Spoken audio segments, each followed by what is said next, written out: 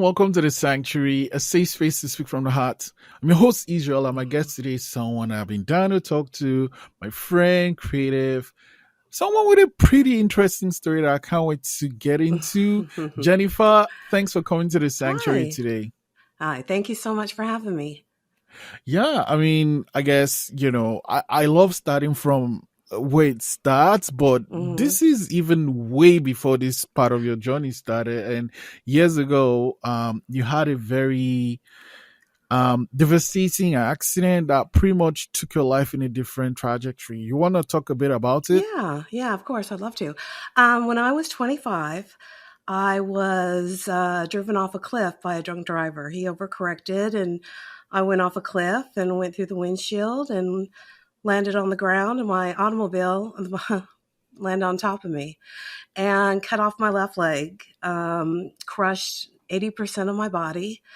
I was underneath the car for about an hour before a tow truck had to come across the Chattahoochee River to pull me off, get the car off my body.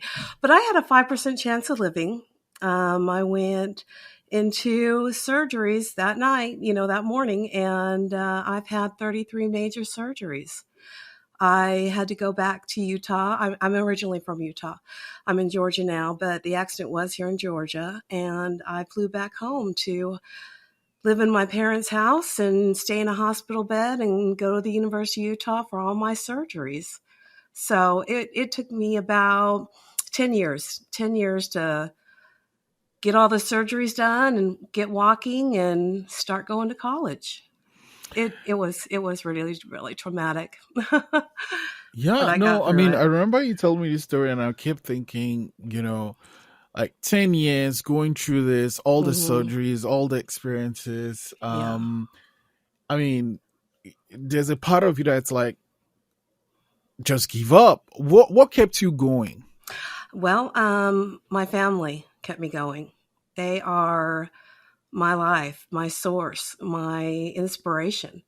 They were very supportive of me and, my faith in the Lord and God. I have a really strong faith. So that kept me going. I never thought I was going to die. The doctors would say they weren't sure if I was going to walk again or this one might be iffy. She might not survive. She might. But I always felt in my mind that I was going to survive it. I was going to beat it. I felt strength in Mm. me that I never felt before. And I got back on my feet and started living my life after something that a lot of people wouldn't have lived through. And I'm very grateful and very blessed. I mean, you took that 5% and you turned it to 100% because you're here, you did school. Yeah. I mean, how was the schooling like after that? Because you Oh, had to, I mean, stay out of school for years and years, right? yeah, right. Yes. Well, I was actually 25, so I was already, a high school graduate. And then when I got I started to walk when I was 31, 32, and I enrolled in college. I thought this is going to be a new start for me. I need a good job.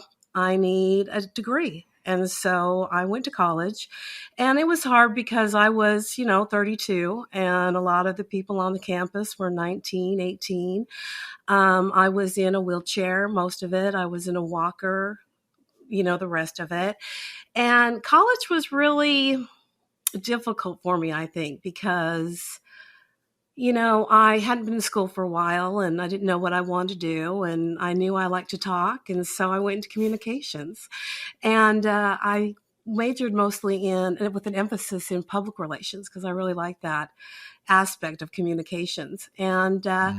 I was an intern for an advertising agency, and I was really enjoying it. And then when I graduated, I went to the doctors to see how my back was because it was painful. And he told me that I'd broken my back in 4 places, and I'd broken that maybe in the past year or a year ago. I was walking around campus on my walker with a broken back, but I decided I wanted to get that diploma before I went to the doctor and saw what the problem was. And I found out it Mm. was broken. So I went through another 12-hour surgery and lots of hardware in my back and got it fused and all that. And then I had to, 6 months, go into a rehab, kind of learn how to walk again and learn how to use my body again with my back. And Mm. so that took me away from advertising. That took me away from my internship. And I had to leave the state of Utah and I moved back to Georgia. And I really didn't pursue my public relations career after that, which is a big mistake. I really should have gotten back into it, and I could have been great right now. I could have been a big, public relations star. So, I do regret that. I should have got right on the bandwagon and got back into my career. But I was really kind of just getting back into my life. I hadn't really lived since I was 25, and I wanted to see what my options were. But I should have jumped back into my career, definitely. And what were some of the options you checked out? Well, I liked marketing. So I kind of stayed in that area, marketing, advertising, wanted to do some crisis management. Just kind of looked around and I really didn't seem to find anything I wanted. And so I kind of just started working little part-time jobs, trying to get myself actually back into work, seeing how I could do standing up and for long shifts. And, at that point, I couldn't lift more than 20 pounds. The Mm. doctor said, don't ever lift more than 20 pounds. You don't have the bones and you're being held together pretty much by a metal frame. So I had some limitations. So that kind of held me back. Mm. Definitely. Mm. I mean, and then I guess the word whenever I think of you is just resilience, right? Through that Mm-hmm. resilience, you push through, build a Yes. life for yourself, build a career for yourself, and then you Mm-hmm. started this journey a couple of years ago. How did it Mm-hmm. start? And I'm curious to find out. Well, when I was probably around 46, 47, I hadn't dated in so long. I had never had a relationship since I was in my 20s. So I started to get into dating sites and went out with a couple of men, and they were telling me I was extremely sexy and very beautiful. And, 5 years ago, I never took a selfie of myself. I avoided the camera. Never really thought I was, pretty or anything like that. So I start getting some comments like that. And so I'm like, well, I want to check it out. I really want to check it out. I do like the BDSM community. I like the Dom sub relationship. I think that is really intimate and it's a cherished relationship. So I thought maybe I'll try that. So I joined FetLife and learned how that system worked, all the ins and out of FetLife, all the fun stuff. And I really wasn't that active, just kind of still looking and responding to messages. That was about it. And I'd been on FetLife for about 6 months when a gentleman messaged me, and he excited me from the get-go. I think it was the way he talked to me, the way he was very controlling and very strict and kind of told me how I'm going to live my life according to him. And I thought, nobody has ever talked to me like this before. This is kind of exciting, And so he said, I'm going to have you move in with me. You're going to be my sub 24/7. And I'm going to marry you. And I want a BBC whore for a wife. And I had never been with a black man in my life. And I really wanted this man. For some reason, the connection was just instant with him. And he was very unique to me. And so I thought, okay, this is a new life. This is a new chapter. I'm going to go for it. So I started to message men on FetLife and, asking if they were interested in, a partner. And they say, yeah. And I'm like, well, where, when, what time, what he wanted was videos from me. He wanted me to Okay. sleep with BBC and make plenty of videos and show him. And that was the only thing he really demanded of me. No tasks, no aftercare, none of the stuff you hear about that happens in a Dom sub relationship. I didn't know his Mm. last name. I never saw his face. We never talked on the phone. I went with my gut on this. I'm thinking, this man is too good to be true. But Mm. after my accident, I was told I was meant for something great. And I thought, maybe this was it. Maybe I survived my accident to have a fantastic future with an amazing man. And I started to, Mm. a little bit about him. He said he's from Las Vegas and that he was a plastic surgeon and that he owned a couple restaurants. I know I sound like a gold digger here, but I'm not. But that kind of position as a surgeon is very sexy, very sexy. And so I thought, I'm going to move to Las Vegas. How am I going to tell my mother? I'm like doing all this thinking this man is going to be my life. And Mhm. he told me he worked 15-hour shifts at the hospital and owning 2 restaurants. He was extremely busy. And therefore, that's why we never had an opportunity to meet. And he didn't have a lot of time to talk to me. And so he would email me. That was our only form of communication, was through email. And he would email at me a couple times, 2 or 3 times a month, really. Not that much. Sometimes it'd be a Mm. lot more. Sometimes it would be, but I really didn't talk to him a lot. Mhm. And that's why I really didn't want to lose him. I thought, we don't have a lot of communication. I need to be the best sub I can be so I can win this man over. So I Mm. slept with quite a bit of men and posted all my videos and things like that. And that's in a nutshell about the man, the Dom.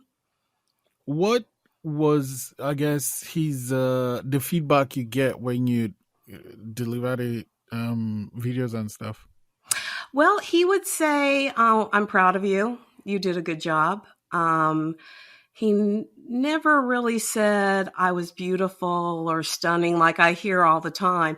And that was also kind of charming to me. That's also why I was attracted to him. He didn't flower me with compliments. So I really tried hard to send him beautiful videos and do such a good job. And he would from time to time say, I want better videos. I want better pictures. And I'm thinking, I'm doing all this on my own here, Mm. and he was not that nice to me. And that also was something that I was drawn to for some reason. I don't know. The whole thing is a mystery. But Mm. do And you then, want? Yeah. yeah, go ahead. And Well, then there was like it sounds like there is a but, right? yes, there is a but. Yeah. Um, we talked for about 2.5 years. So yeah, I never met him, talked to him on the phone, saw his face in 2.5 years. I mean, he would send me a picture and say, this is me. And I thought, oh, Mm. great. Now I know who I'm talking to, or I'm doing these things for. Mm-hmm. But so we talked for about 2.5 years. And then the first part of October, I went out. Friday had a man, Saturday had a man, Sunday had a man. I really wanted this man. I really wanted to impress him. So I lost some weight and I wanted to Mm. look good. So I went out and had a great weekend. And Sunday night, I posted the videos and a message came in from a man. It was a black man. And he said, wow, whore, really impressive. I'd like you to suck my cock in front of your daddy. But his profile picture was a picture of Vegas that my Dom had on his page. So I clicked on Oh. the picture and pulled up the page, and I read through all the comments he made, the stories, his writings, things like that. It was him. It was my Dom. And he was a black man.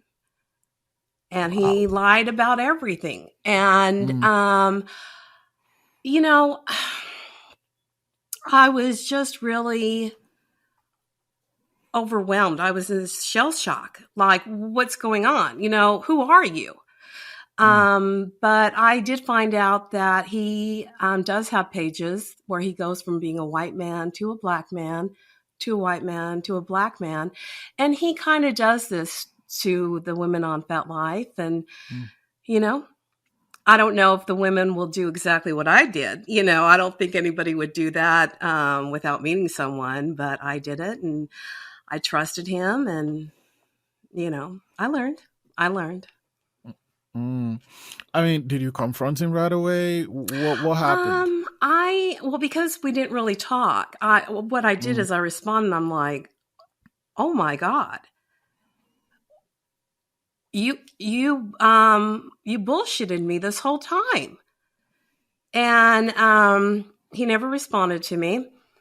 And so I reached out to him probably a month ago. I emailed him and I said, listen, it didn't matter to me if you were a white man or a black man.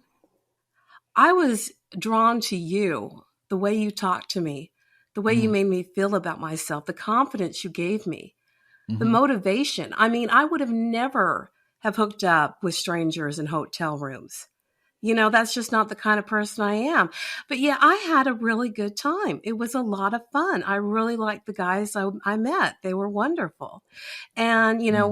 we would drink and have a good time. And then the guys would be like, you're just too much fun. Let's just go ahead and party on. And I'm like, listen, I'm here for a task. I got something to do. Let me secure a video. Let me secure video and then we'll kill the bottle. Okay. So, Right, right. but I mean, it was all confidence building. And when I look back at the whole situation, I don't regret any of the things I did. It made me who I am today, and it made me pretty confident.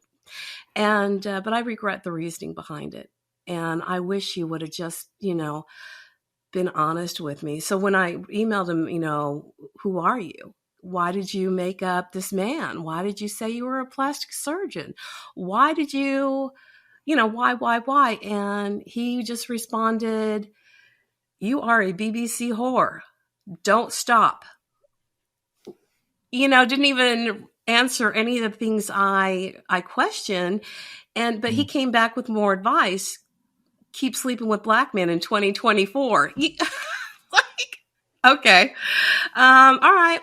So yeah, it's done. We're And blocked. what that was the last you heard from him, or Mm-hmm. Yes. wow? Yep. And I guess what is your process for healing? Because you invested so much in that I relationship, did. and then it turned out it wasn't what you expected. Like, Yeah. how are you taking care of yourself? How are you healing from that experience? Learning, growing, learning all of the mistakes I made. Because I was new to FetLife, I'd never known that kind of level of deception before. I was very naive, very trusting. What I have learned from the whole situation is I am a good person. I'm a great sub. I'm loyal. I'm devoted, and I do what I'm told to do. So I'm Mm. I'm quality, and I wouldn't have been able to say that 2.5 years ago.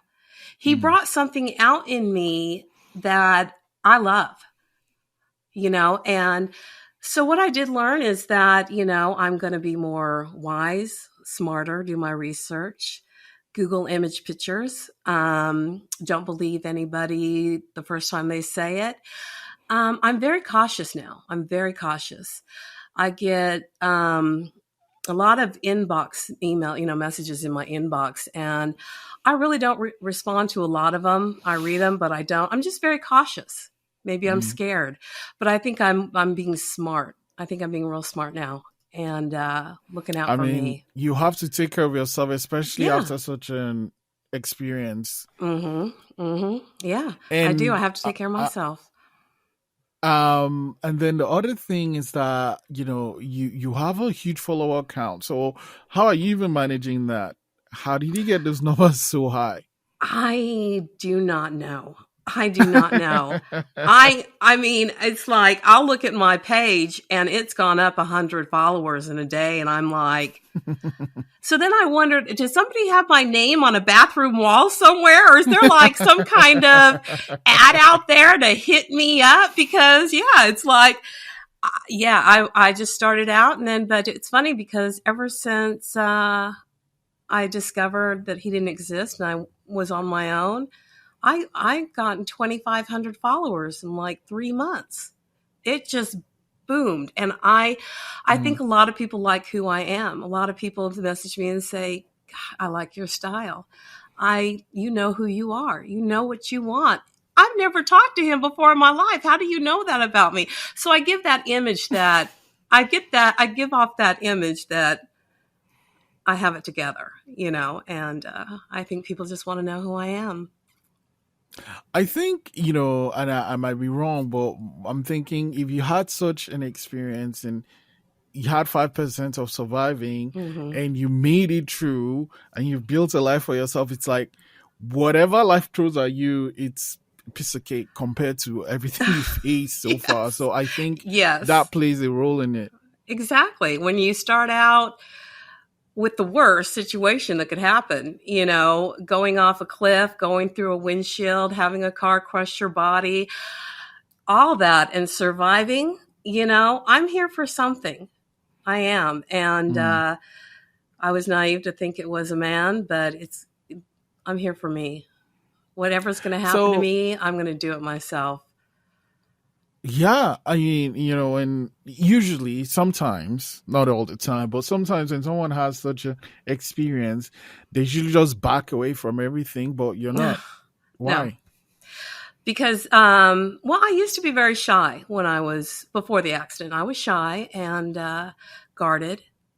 But ever since I learned that I could survive death, bring it on. I mean, I'm out there. I need to see what life is about.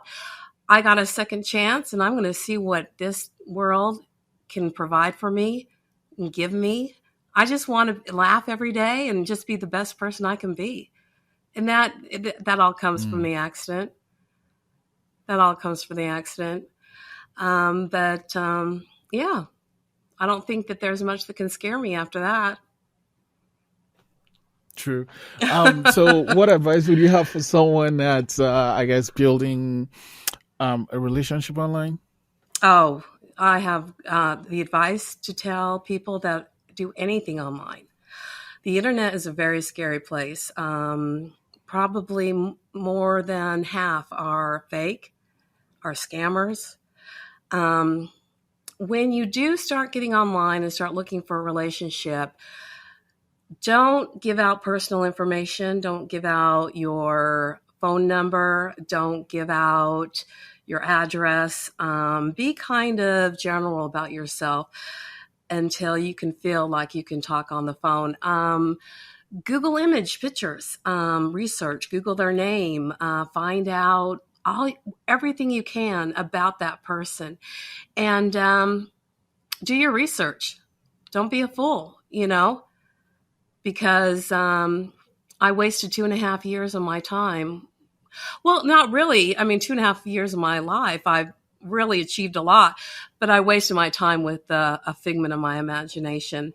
And I don't want anybody to go through that. So please, if you go online to look for a relationship, build trust and then find out everything you can and meet them right away. I mean, if you wait, then it fades. So Mm. jump on the opportunities that you find and have fun, but be safe and don't give out any money. Don't give anybody any money. And certainly don't sleep with men for them, okay? So.